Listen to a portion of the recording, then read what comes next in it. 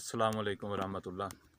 सारी जिंदगी जिहड़ा बंदा जमाने तो ते अपनी जिंदगी तो सबक हासिल करता रहिंदा है। जदों वो सारे सबक हासिल कर लैंदा है ते सियाना बन जाता है, उस वक्त उहदी मौत का भी टाइम करीब आ जाता है। फिर अगे नवी नस्ल आती है, फिर वो सबक सीखने शुरू कर देंदी है। तो इस तरह पूरी जिंदगी गुजार के ते फिर वो भी मौत के मूँह दे विच चली जाती है। सानू चाहिए भी अपने बजुर्गों कोलों जिहड़े सिखे सबक ने, जिहड़े वो सानू दसदे ने, उन्हां ते अमल करके ते अपनी जिंदगी नूं बेहतर बना लेना चाहिए। एक छोटा जिहा वाकिया जिहड़ा है वो मैं तुहाडे गोश गुजार करांगा भी जदों असीं किते जाने आ, मेहमान बन के किसी दोस्त दे कोल जाना है, किसी रिश्तेदार दे कोल जाना है, तो सानू चाहिए भी उन्होंने फोन करके पहलों मतला कर दईए भी असीं भाई जी इस वक्त जिहड़ा ना तुहाडे कोल आ रहे हैं, तुसीं घर दे विच मौजूद हैगे जे।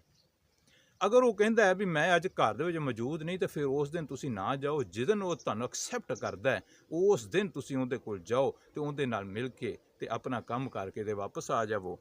इस तरह ही साडी मस्जिद के कारी साहब ने, काशम मनीर बदर साहब उन्हों का नाम है, तो उन्होंने कोई तकलीफ हो गई तो उन्हों का ऑपरेशन सी, वो हस्पताल दे विच चले जाते हैं तो उत्थे जाके अपना ऑपरेशन करवाते हैं। तो मेरे नाल फोन दे विच जिहड़ा बिल्कुल राबते दे विच ने।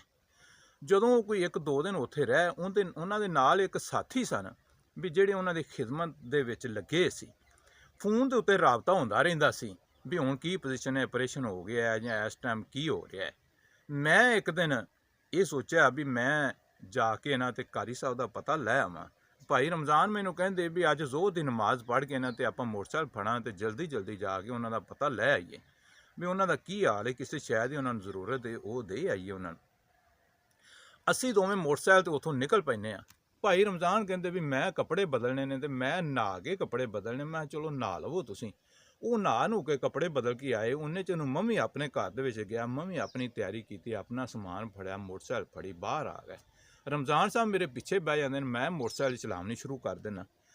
तो जदों मोटरसाइकिल जिहड़ी है पिंड दे विचों बाहर निकल जाती है तो फराटे भरदी जा रही है, अचानक भाई रमज़ान ने मैनू मगरों जिहड़ा ना मेरा मोढा नप्पिया तो मैनू कहिंदे ने भी भाई अब्दुल रज़ाक एक मिनट रुक जाओ। मैं है की होया? उन्हें कहा भी मैनू शक पिया है भी कारी साहब जिहड़े ने ना वो एक मोटरसाइकिल ते बैठ के ना ते पिछे चले गए ने, वापस आ गए। मैं उन्होंने कहा भी मैं नहीं वेख्या। उन्हें कहा भी मोटरसाइकिल पिछे करो। मैं मोटरसाइकिल उत्थों मोड़ी ते पिछे दड़ावनी शुरू कर दी। काफ़ी मेहनत तो बाद उस मोटरसाइकिल के करीब पहुँचे तो ये यकीन हो गया भी ये कारी साहब ही ने जिहड़े वापस आ गए ने। तो असीं सारे वापस आ गए, उन्होंने आण के पिंड दे विच मिले तो उन्हों की जिहड़ी इजादत की। वो अपने घर चले गए, मैं अपने घर चला गया, भाई रमज़ान अपने घर चले जाते हैं। गल करन दा मकसद जिहड़ा ना वो ये आ भी जदों सानू इत्थों जाण दा इरादा पक्का कर लिया सी, सानू चाहिदा सी भी उन्हां नूं फोन ते पुछ लैंदे भी तुसीं इत्थे मौजूद जे, तुहानूं छुट्टी तां नहीं हो गई। जदों असीं बाहर निकल गए तो असीं उदों भी ये ख्याल नहीं किया, उन्हां नाल राबता किया ही नहीं दा किन्ना सफ़र कर लिया।